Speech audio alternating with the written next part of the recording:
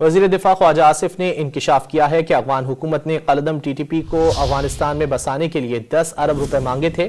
TTP को वापस पाकिस्तान न आने की गारंटी पर अफगान हुकूमत खामोश हो गई। ख्वाजा आसिफ ने दावा किया कि PDM हुकूमत में उन्होंने अफगान अबूरी हुकूमत को खबरदार किया कि दहशत गर्दों को ना रोका गया तो वो मजबूर हो जाएंगे, फिर गिला ना कीजिएगा। वज़ीर दिफा ने खबरदार किया कि पाकिस्तान के दिफा को सिर्फ अंदरूनी खतरात हैं, हम अगर अपना घर दुरुस्त कर लें तो किसी तरफ से कोई खतरा नहीं होगा।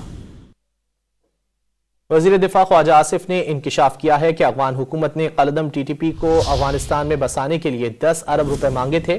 TTP को वापस पाकिस्तान न आने की गारंटी पर अफगान हुकूमत खामोश हो गई। ख्वाजा आसिफ ने दावा किया कि PDM हुकूमत में उन्होंने अफगान अबूरी हुकूमत को खबरदार किया कि दहशत गर्दों को ना रोका गया तो वो मजबूर हो जाएंगे, फिर गिला ना कीजिएगा। वज़ीर दिफा ने खबरदार किया कि पाकिस्तान के दिफा को सिर्फ अंदरूनी खतरात हैं, हम अगर अपना घर दुरुस्त कर लें तो किसी तरफ से कोई खतरा नहीं होगा।